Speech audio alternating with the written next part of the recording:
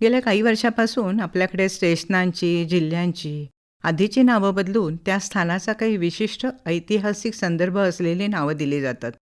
पण घरांच्या नावाच्या बाबतीत मात्र आजकाल नेमकी उलट परिस्थिती बघायला मिळते.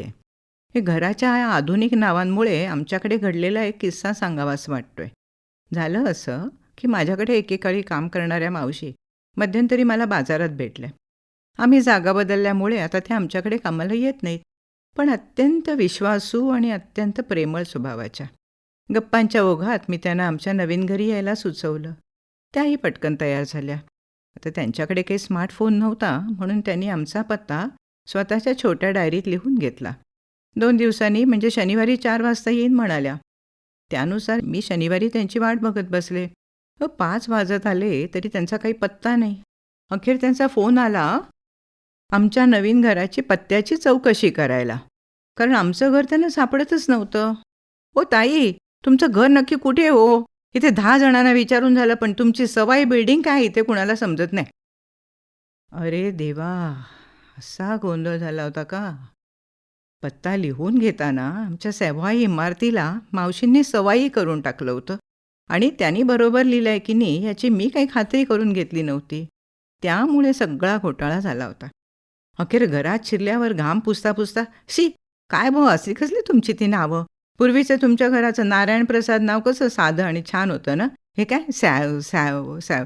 वैतागलेल्या मावशींची गाडी कितीतरी वेळ त्या नावाचीच अडकली. त्या गेल्यानंतर माझ्याही विचारांची गाडी त्या बदललेल्या घरांच्या नावाभोवती गोल गोल चक्रा मारायला लागली. म्हणजे बघा हं, आपल्या पिढीतल्या बऱ्याच जणांचं बालपण चाळी किंवा वाड्यातून गेलेलं. त्या चाळी किंवा वाड्या बरेचदा त्यांच्या मालकांच्या नावानेच प्रसिद्ध असायच्या.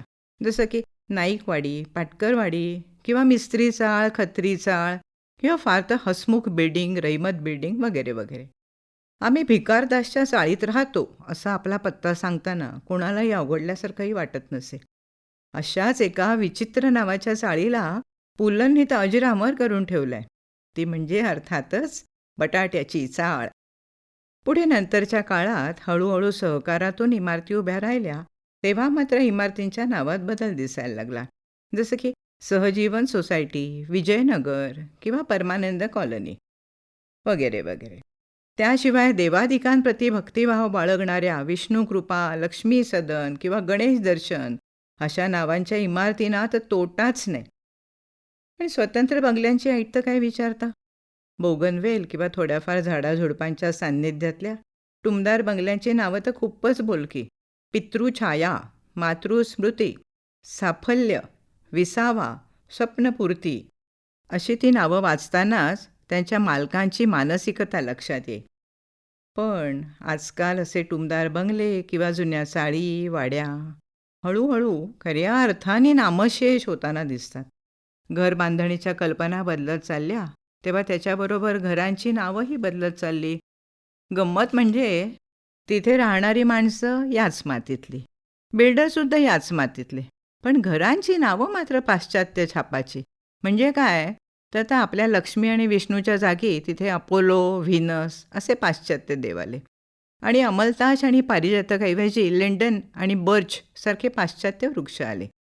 अर्थात विष्णू काय किंवा अपोलो काय, देव ते देवच. किंवा तीच गोष्ट झाडाफुलांच्या बाबतीत सुद्धा. आता इथे शेक्सपियर साहेबांचं वचन आठवतं, म्हणे नावात काय आहे त्यांना म्हणू दे बापडं. पण तुम्हीच सांगा हां, गुलमोहर म्हटल्या क्षणी आपल्या नजरेसमोरचे दृश्य दिसेल ते आस्पेन म्हटल्यावर दिसेल का हो? इथे भाषेचा अभिमान वगैरे मुद्दा अजिबात नाही आहे हां.